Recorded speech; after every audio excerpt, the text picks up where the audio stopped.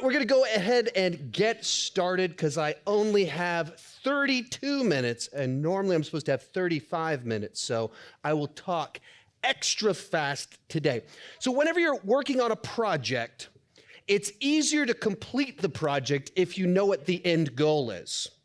So if you've ever tried to complete a puzzle without the picture, it's more difficult. You don't know how to organize the pieces that you've found, and so it's more complicated.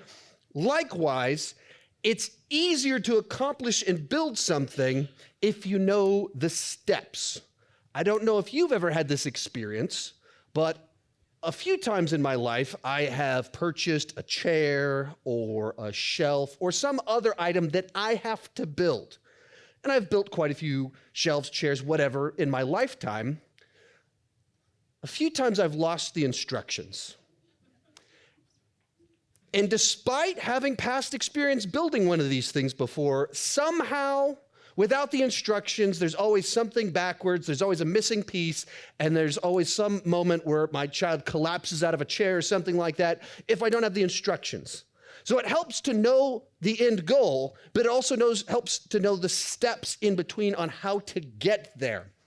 And what we're looking at today in Philippians 2 is a little bit of that idea. To cut ahead and give away where this is all heading, Paul is going to tell us that we're supposed to shine like stars. That is our final picture. We are intended to shine, to stand out, to look different, to be a light in a dark place. And he's going to tell us the steps in between where you are right now to how do you get to that place. What does it look like to shine? With that said, we are going to be in Philippians 12, verse 2, and it says, "Therefore, my dear friends," we're going to pause right there. We're going to be here a long time because I'm just going to go word by word through this whole thing. See the word therefore. Anytime you see the word therefore, you should look to see what it is. Therefore, good. We're all on the same page. Anytime you see therefore, it is drawing a conclusion based off what just came before. So we'll rewind just a little bit, remind ourselves of last week's passage, and it says in verse 3, "Do nothing out of selfish ambition or vain conceit, rather in humility value others above yourselves, not looking at your own interest, but each of you, in the interests of others, in relationships with one another, have the same mindset as Christ." And then it goes into this hem, unpacking what the mindset of Christ was. So as we go into today's passage, the context is don't do things out of pride. Don't do it out of selfish ambition. Don't live for yourselves, which is a fun one. It reminded me that the Hutto High School class of 2012, their class motto was "Live for yourself," which was pretty funny to a number of us at the time. Going through this, don't live for yourself, put others first, and in fact, have the mindset of Christ and humility. Therefore, everything we're about to talk about is the conclusion drawn from that, and he says this, "Therefore, my dear friends, as you have always obeyed," so even complimenting them right out of the gate, like, you guys are actually doing a pretty good job with some of this. "As you've obeyed, not only in my presence, but much more so in my absence, continue to work out your salvation with fear and trembling, for it is God who works in you to will and act in order to fulfill his good purpose." Don't be proud. Don't live for selfish ambition. Be humble and work out your salvation. You haven't arrived. You're not complete. Continue to work on this thing. I think immediately, hey, wait a minute. I thought we were saved by grace through faith, not of works, like not of works. This says continue to work out your salvation. So a little bit of tricky language here that kind of pops up actually pretty frequently in Paul's writings. To understand exactly what he's going for here, we have to break down our salvation. And normally when we think salvation, we're thinking I'm saved from my sins, I'm saved from the consequences of sin, I'm saved from hell. That's normally the piece that we think about, is that one part. Really, our salvation is kind of broken up into three different parts: justification, sanctification, and glorification. So number one on here, your justification. That's the moment in which you're declared righteous before God. That is the one we normally think of. You put your faith in Christ, his righteousness is imputed to you, wrapped around you, you're declared righteous. To use very simplistic terms, oversimplify really important theology, that's your ticket to heaven. That's what that one means. That's the one we usually think of. So, in the world of sports, which I absolutely do not follow, when someone is signed to a professional sports team, I can't even name any of them, so I'll just say professional sports team of the sport. Draft day happens, guy gets picked, signs the paper. He's on the team. It's declared legally, contractually on the team. But there's a little bit more to it than just legally, contractually being on a team. Likewise, there's more to your salvation than just, I prayed to receive Christ. So we have our sanctification.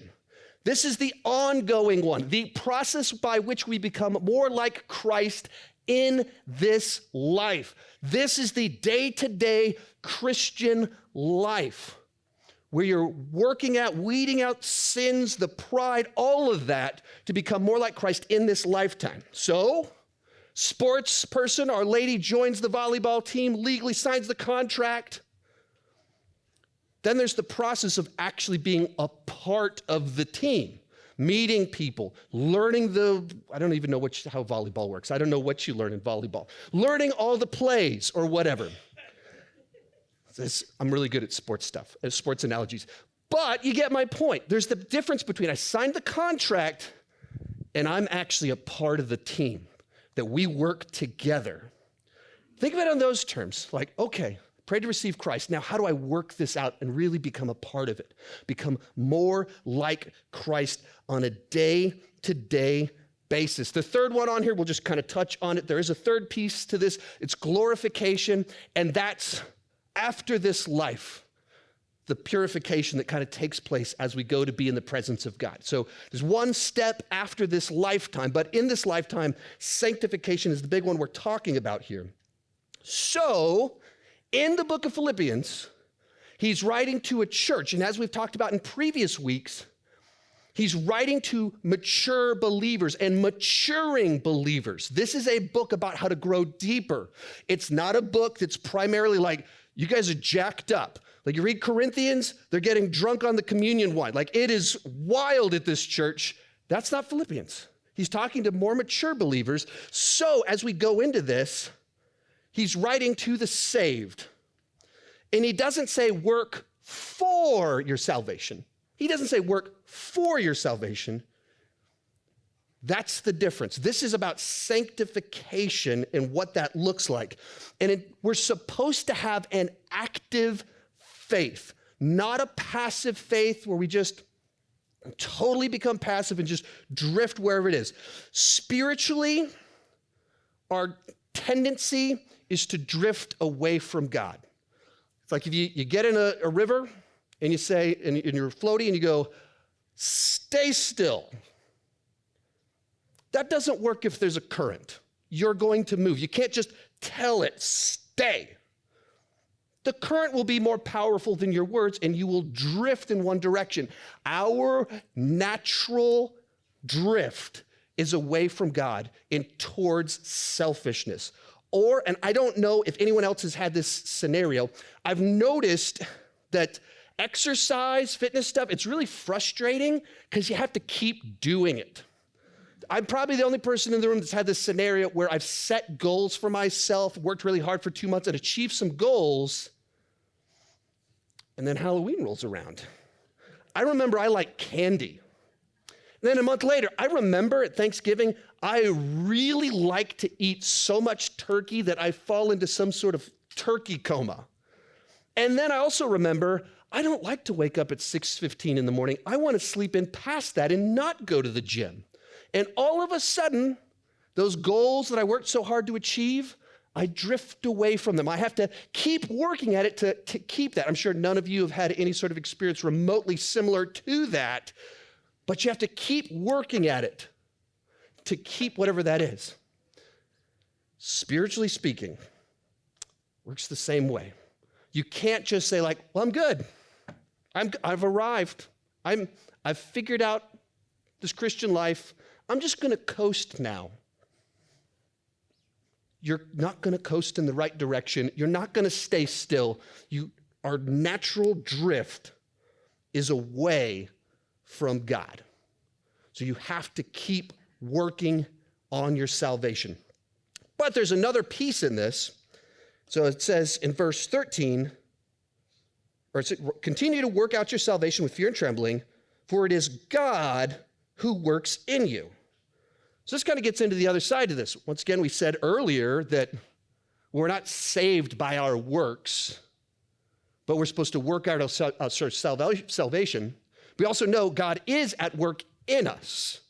So we're going to dive into that a little bit. So who's working in verse 12?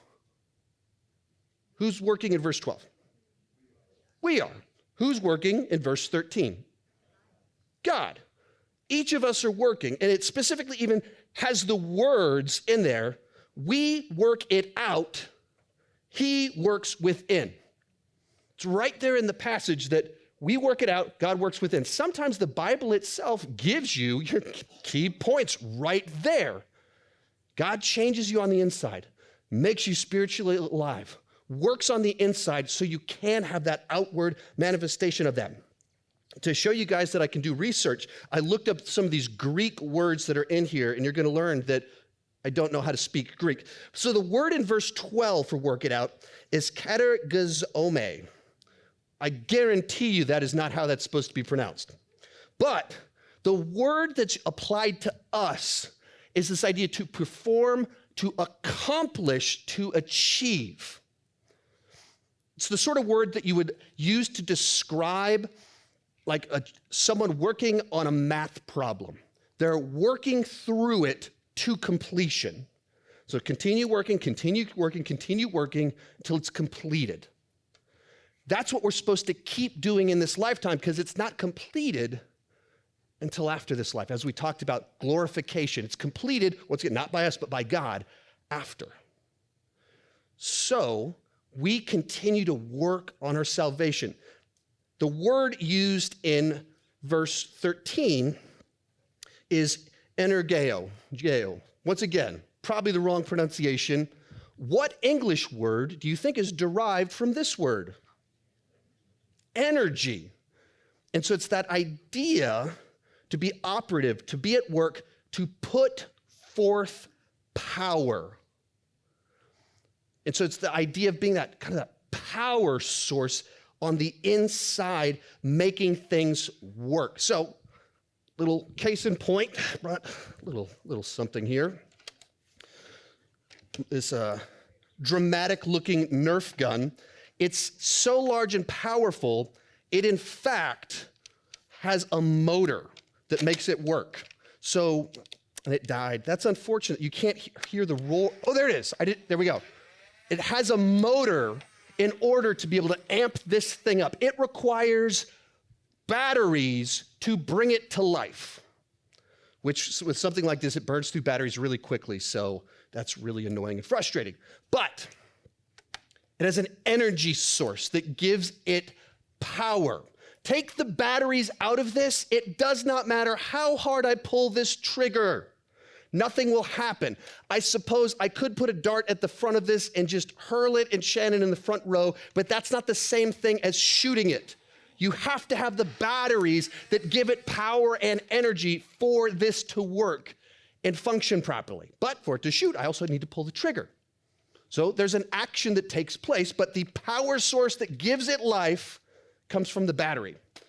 So saying that, it says in Colossians 2 that we're dead in our trespasses and sins.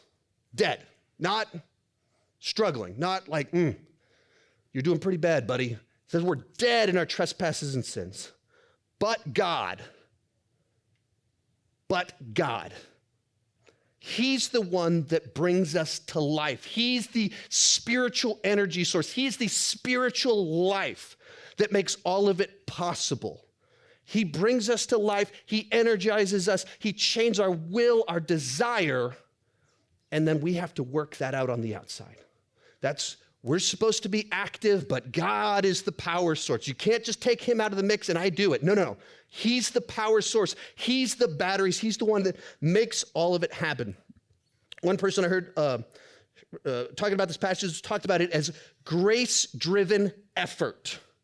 God's grace is what powers this grace-driven effort. Not me, not my willpower, not because I'm awesome.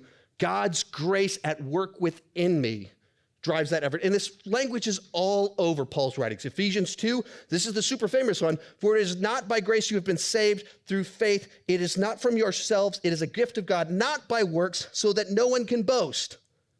And then it continues. For we are God's handiwork, created in Christ Jesus to do good works. The most famous verse that people go like, well, it's not by works. Correct. Correct. But it is to do good works. There's the other side to it. God brings you to life. We are saved by grace through faith to do good works. Colossians 1. To this end, I strenuously contend with all the energy of Christ.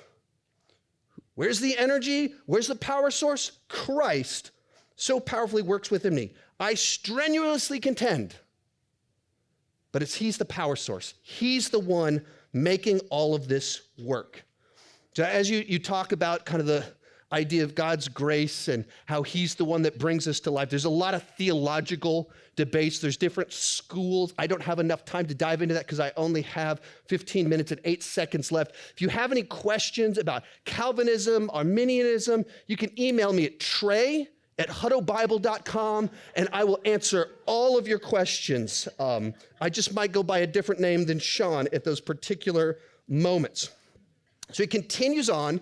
There's one more big piece of this passage that we were just looking at, has that tricky language once again, where he says, work out your salvation with fear and trembling. Those are pretty intense words. If you look at the Greek, it gives it a little bit of a different flavor, though, once again, trying to impress you with my ability to look up words that I can't pronounce. It says this, you have one of the words, phobos, means fear, dread, and terror, and the other one, traumas, to wound. Once again, what English words do you think we get from these two words? Second one's really easy. If you got that one wrong, I'd be concerned. But both of them, it's like pretty direct. And those are the Greek derivatives to where we get this idea of fear and trembling. They're very intense, potent words applied here. So what exactly we're trying to look into here, I'll give you kind of 3 possible interpretations of what fear and trembling look like. The first one, the one that a lot of people go with, it's the idea of awe and reverence. So it's the idea that we should be wowed by God.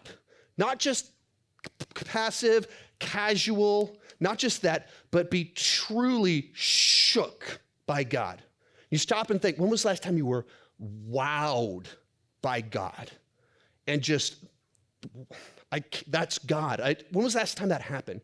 Maybe you've been on a cool vacation in the last couple of years where you've been somewhere incredible and you've been wowed by God's creation. Sometimes it's as simple as like, if you've never been to New York City and you go there and you see like a real skyscraper, wow. But when was the last time you had that experience with God of just utter reverence at what's going on? And there's this tendency in modern day culture to kind of go in the other direction. And we want God to be so personal that we lose the awe. So what awe and reverence doesn't look like is this a popular trend from about 20 years ago. Jesus is my homeboy. So these are huge shirts about 20 years ago. Jesus is my homeboy. So all sorts of celebrities started to wear them. If you don't know from these pictures, we've got Ashton Kutcher. I don't know his belief system, but he has not overtly indicated that he's a follower of Christ in the traditional Christian sense. On the other side, it's Pamela Anderson, most famous for being a Playboy playmate. Once again, I don't know her belief system. I don't know if she had an encounter with God, but that's not a thing that has been publicly stated. Jesus is my homeboy. Just like such a casual, passive, like, yeah, just Jesus, he's cool. I like Jesus. Jesus is cool. And even the picture, it's like thumbs up. It's just so irreverent. He's just like us, yeah, for Jesus. And so, actually, the only reason I have the shirt is someone gave it to me as a joke because I was like, I hate those shirts. Oh, these things are ridiculous. And they're like, I got you a birthday present. What is it? And luckily, it's turned into a sermon illustration for the last 20 years. Another one, there's a director named Martin Scorsese. He has a new movie that came out this last week. He's been directing movies for 50 years, and he grew up Catholic, thought about being a priest, and so he spent his whole life with doubts and had cocaine addictions and feels guilt over it, Catholic guilt over it. So he put out a movie about Jesus 35 years ago called The Last Temptation of Christ. So I watched this movie about a week back, as I watch movies for a living. So watch this one, and it's the sort of film that, as a critic, I can't separate my faith in who I am while watching a movie like this. Because in the movie, it's essentially Martin Scorsese's self-insert Jesus fan fiction, where Jesus is a sinner like one of us. Like, he's broken. He has doubts, and he wants to go and fight people and kill people, but he's afraid. That's what holds him back. And he has his mentor, Judas, to guide him to make better choices. And there's parts of it where he goes to, he apologizes to Mary Magdalene because he's been lusting after her. And just watching the movie instead of him wanting to make himself more in the image of Christ, he took Christ and made him in his image. He's trying to work out his faith and salvation, definitely not in the biblical sense, and not with a reverence awe, not with fear and trembling, but in how do I morph this thing into me? That is not what this is supposed to be. So what does it kind of look like with fear and trembling? What might that potentially mean? I started to think about it in the sense of someone trusts you with something they really value.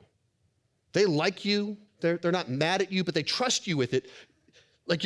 There's a fear that comes with that.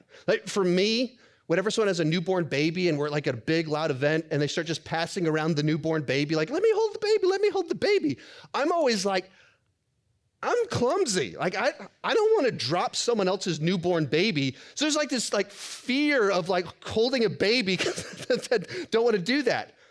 And there's that sense of such reverence towards this innocent baby's life that I know my own failings, and so I'm afraid of messing that thing up.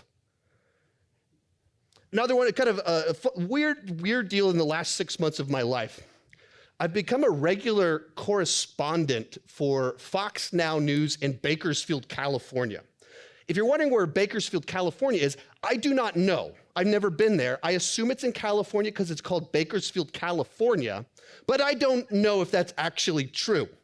So about 2 times per month-ish, I'm on Bakersfield Now on Thursday or Friday morning. And the first time they're we want to have you on, I was this is the news. I can't mess up being on the news. This is a big deal. And so I ran, got my hair cut, told everyone in the house, turn the internet off, cut the cords for everyone else. I got all the internet access, spent all this time writing up, making sure that as I go on the news, that I would get it right. Because it was out of this fear of, this thing is important. This is a cool opportunity. Why would I take this for granted? I need to do this right. So that sort of idea, I think, of as you approach God, is there's this sense of I need to take this seriously. This is God. This isn't just a casual, passive thing. This is the God of the universe that created and sustains everything, that sent his son to die on the cross for me. Am I pausing to think about the weight of that? That's interpretation number one, taking like awe and reverence. Second one on here, so it gets more literal, just like the literal idea of, well, you should literally fear God because he's mighty. This is the God with a wrathful God. And we are sinners. Jonathan Edwards' famous sermon, sinners in the hands of an angry God. Like, you should be afraid because this is the God with the power of salvation as well as the power of condemnation. So you should just be afraid. I struggle to take that as the interpretation of how a Christian, their disposition towards God, I have a struggle a lot with that one, so I don't tend to lean in that direction because we're secure in our salvation, and he's our gracious Father. Third interpretation, this one's getting a little bit outside the box. The other two are the ones people normally drift towards. Third one, if it gets a little bit weird and you think, I think Sean might be a heretic, you can email me at zach@huttobible.com. But the third one on here is go outside your comfort zone. And what I mean by this is that as you read the passage, it doesn't say fear God. It says work out your salvation with fear and trembling. So it's not entirely clear what the fear is pointed towards.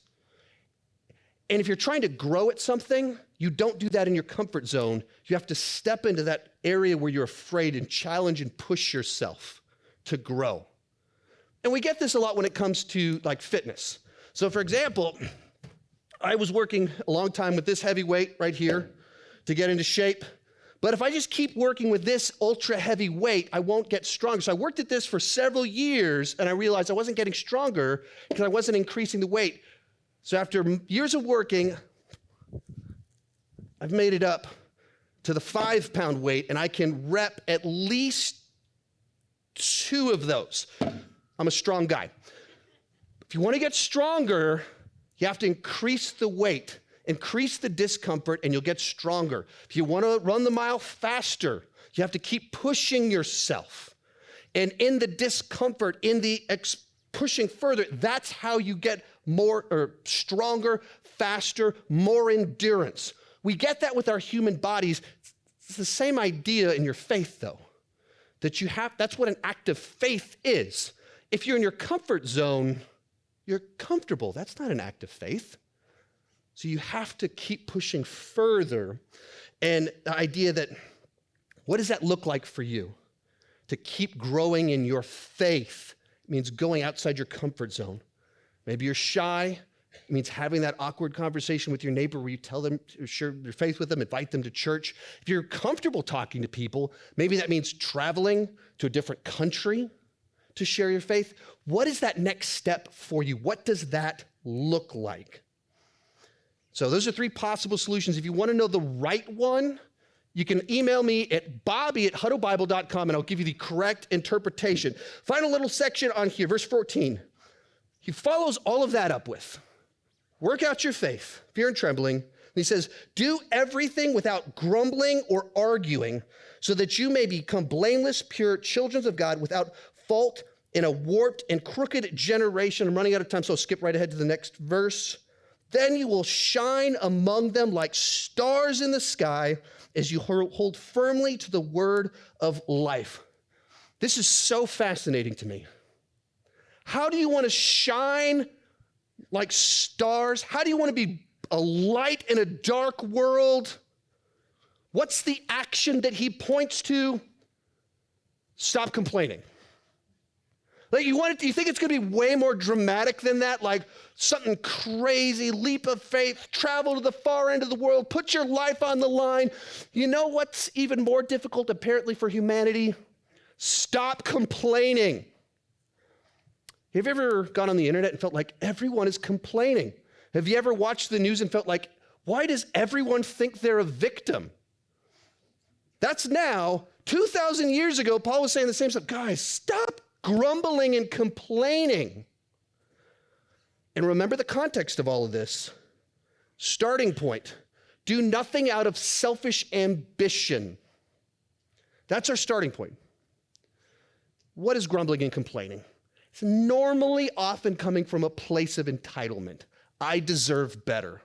Really? This is what's happening to me? Shouldn't I have? It's thinking higher of yourself than you should be.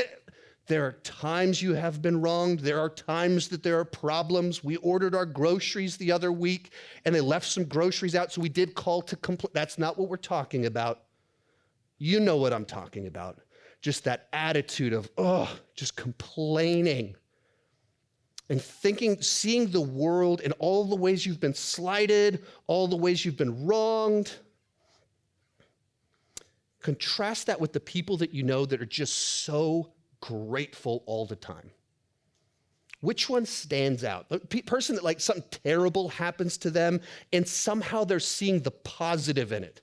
Someone that has a positive disposition during the worst times in life. And you stop to think, man, I complain about the stupidest stuff. My air conditioner didn't work for one afternoon. I thought the world was going to end. Then again, it was 115 degrees outside, so it wasn't pretty rough. But we complain about the silliest things that no one on earth had 100 years ago. And we just assume we should have it. And we complain if we don't. I want to stand out. Literally, just stop grumbling and complaining.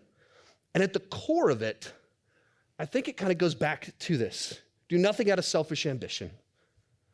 So often we spend our time all about ourselves. What do I get? That's why we grumble, we complain. We want to make much of ourselves. Paul says the great person, the actual great person, the great way to live is someone that takes the mindset of Christ, puts others first, continues to work out their salvation, continues to realize, I'm not there yet. I still need to keep growing. I still need to keep growing in humility. I absolutely need to stop grumbling and complaining. I need to be grateful for all I have because I have Jesus. And when you get that, I've got Jesus. As we talked about a few weeks back, if I have Jesus, I have everything. If you have Jesus, you don't really have a reason to complain. And that's the life that shines. The life that is so Jesus-focused that you just disappear. It's not about you and your comfort. It's not about you and anything that you accomplish. It's about becoming more like him, surrendering self to him. So that's what people see is Jesus shining out of you, his humility, his character. That's what it looks like. Let's pray.